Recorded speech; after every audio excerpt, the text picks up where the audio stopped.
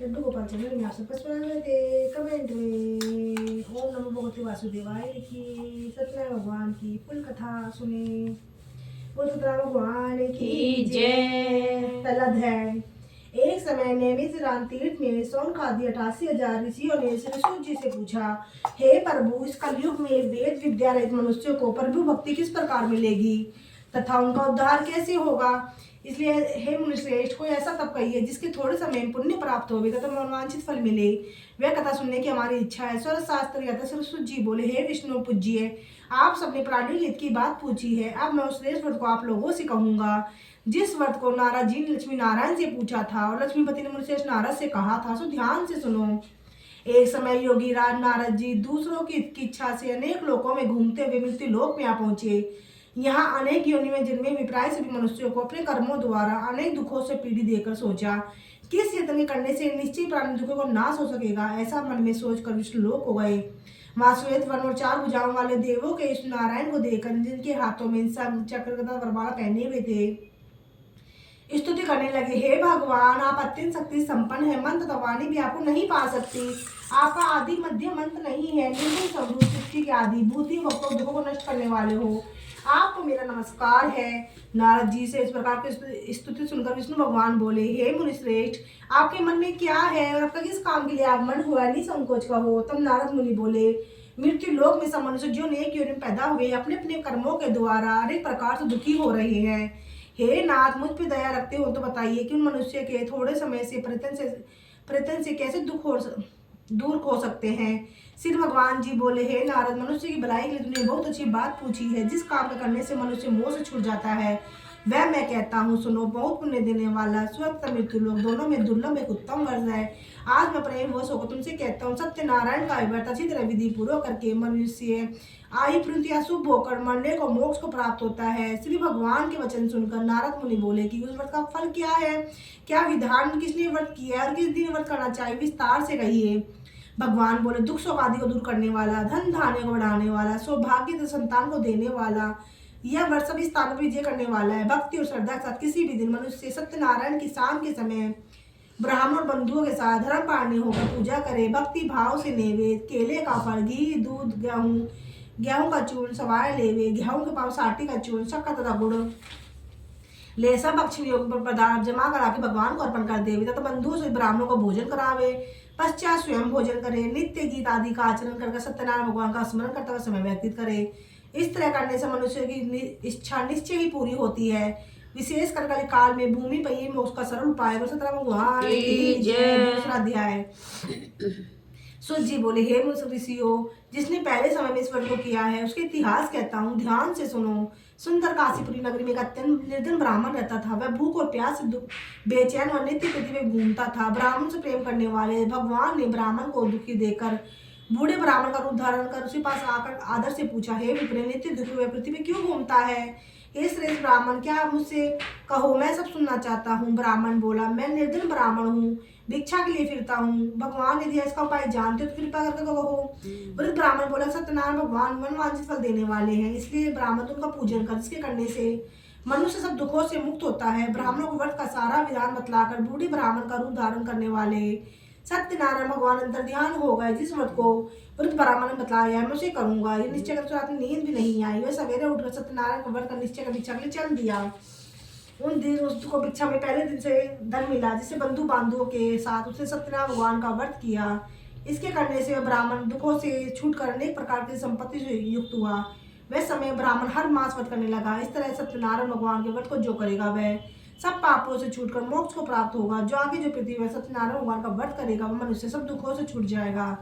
इस तरह नारद जी ने नारायण का कहा हुआ व्रत मैंने तुमसे कहा है। विप्रभु, और क्या कहूँ? ऋषि बोले, हे मनुष्य, संसार में इस ब्राह्मण से सुनकर किसने इस व्रत को किया है वह सब सुनना चाहते हैं, इसके लिए हमारे मन में श्रद्धा है। सूत जी बोले, हे मुनियों, जिस व्रत को किया है वह सब सुनो। एक समय ब्राह्मण धन और ऐश्वर्य के अनुसार बंधु बांधुओं के साथ व्रत करने को तैयार हुआ। उसी समय एक लकड़ी बेचने वाला बूढ़ा आदमी आया और बाहर लकड़ियों को रखकर ब्राह्मण के मकान में गया। प्यास से दुखी लकड़हार उसको व्रत करते देखकर ब्राह्मण को नमस्कार करके कहने लगा, आप क्या कर रहे हैं? उसे करने का क्या फल मिलता है? कृपया करके मुझसे कहो।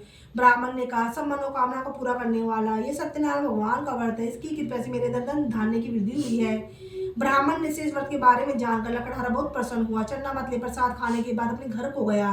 लकड़हारे ने अपने मन में इस प्रकार संकल्प किया कि आज ग्राम में लकड़ी बेचने से जो धन मिलेगा उसे सत्यनारायण भगदेव का उत्तम व्रत करूंगा। यह मन में विचार कर बूढ़ा आदमी लकड़ियों अपने सिर पर नगर रखकर जिस नगर में धनवान लोग रहते थे वह सुंदर नगरी को गया। वहाँ उसने रोज ने उस लकड़ियों का दाम पहले दिन से चुगना पाया। तो वह सब बूढ़ा लकड़हारा दाम ले अति प्रसन्न पक्के केले की फली शक्कर घी दूध दही और गेहूं का चूर्ण इत्यादि सत्यनारायण भगवान के व्रत की कुल सामग्रियों को लेकर अपने घर को गया। फिर उसने अपने भाइयों को बुलाकर विधि के साथ भगवान जी का पूजन और व्रत किया। उस व्रत के प्रभाव से बूढ़ा लकड़हारा धन पुत्र आदि से युक्त हुआ और संसार के समस्त सुख होकर बैकुंठ धाम को चला गया। सत्यनारायण भगवान की जय। तीसरा अध्याय। सूत जी बोले, हे श्रेष्ठ मुनियों, अब आगे कथा कहता हूँ सुनो। पहले समय में उल्कापुक नाम का एक बुद्धिमान राजा था। वह सत्यवक्ता जितेंद्र था। प्रतिदिन देव स्थानों पर जाता था, गरीबों को धन देकर उनके कष्ट दूर करता था। उसकी पत्नी कमल के समान मुख वाली सती सावधी थी। बरसिल नदी के तट पर उन दोनों ने सत्यनारायण भगवान का व्रत किया और समवायिक लकड़ी साधु येसु आया। उनके पास व्यापार के लिए बहुत सा धन रखा था। वह नाव को किनारे पर ठहराकर राजा के पास गया और राजा का व्रत करते देखकर विनय से पूछने लगा, हे राजन, भक्ति जी आप क्या कर रहे हैं? मेरी सुनने की इच्छा, सो आप मुझसे बतलाइए। राजा बोला, हे साधु, अपने बंधुओं के साथ पुत्रादि की प्राप्ति के लिए माँ शक्तिवान सत्यनारायण भगवान का व्रत पूजन किया जा रहा है। राजा के वचन सुनकर साधु आदर से बोला, हे राजन, मुझसे इसका सब विधान कहो, मैं भी आपकी कथा अनुसार इस व्रत को करूंगा। मेरे भी कोई संतान नहीं है, उसका निश्चय ही होगी। राजा ने सब विधान सुन व्यापार से निवृत्त होकर आनंद से घर गया। साधु ने अपनी स्त्री से संतान देने वाले व्रत का समाचार सुनाया और कहा कि जब मेरी संतान होगी तब मैं इस व्रत को करूंगा। साधु ने ऐसे वचन अपनी स्त्री लीलावती से कहे। एक दिन उसकी स्त्री लीलावती पति सातांतिक संसारिक धर्म में प्रवृत्त होकर सत्यनारायण भगवान की कृपा से गर्भवती हो गई। उसे 10वें मन में सुंदर कन्या का जन्म हुआ। दिनों दिन वह इस तरह बढ़ने लगे, चंद्रमा बढ़ता है। कन्या का नाम कलावती रखा गया। लीलावती मीठी शब्दों में अपने पति से कहा, मुझे संकल्प किया था उसे कि भगवान का व्रत करूंगा, उसे करिए। साधु बोला, है विपरीत के विवाह पर करूंगा। इस प्रकार अपनी पत्नी को आश्वासन देकर वह नगर को गया।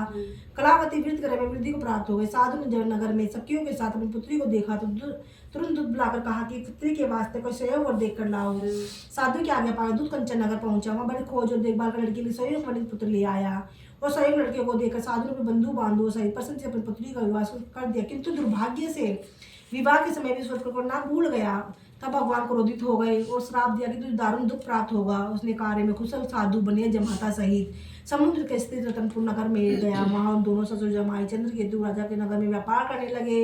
एक रोज भगवान सत्यनारायण माया से प्रेरित कोई चोर राजा के धन को चुराकर भागा जा रहा था। किंतु राजा दूतों का आता देखकर चोर ने घबराकर भागते राजा के धन को वहीं छुपाकर रख दिया जहाँ ससुर जमाई ठहरे हुए थे।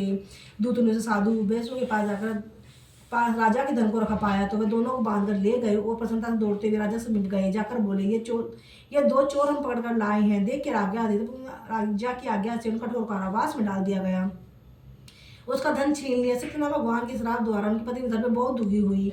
घर पे जो धन रखा था चोर चुरा कर ले गए। सारी को मानसिक पीड़ित भूख प्यास थी, ऊपर से दुखी होने की चिंता में कलावती ब्राह्मण के घर गई। वहां उसने सत्यनारायण भगवान का व्रत होते देखा। फिर कथा सुनी, प्रसाद ग्रहण कर रात को आई। माता ने कलावती से कहा, पुत्री अब तो तू कहाँ रही है, तेरे मन में क्या है? कलावती बोली, माता मैंने ब्राह्मण के घर सत्यनारायण भगवान का व्रत देखा है। कन्या के वचन सुनकर लीलावती भगवान के पूजन की तैयारी करने लगी। लीलावती ने परिवार बंधु सहित सत्यनारायण भगवान का व्रत पूजन किया।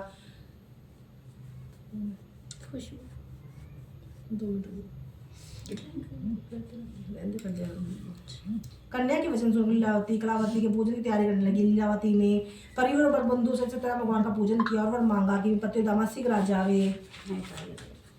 सत्यनारायण भगवान इस वर से संतुष्ट हो गए और राजा चंद्रकेतु को स्वप्न दर्शन देकर कहा,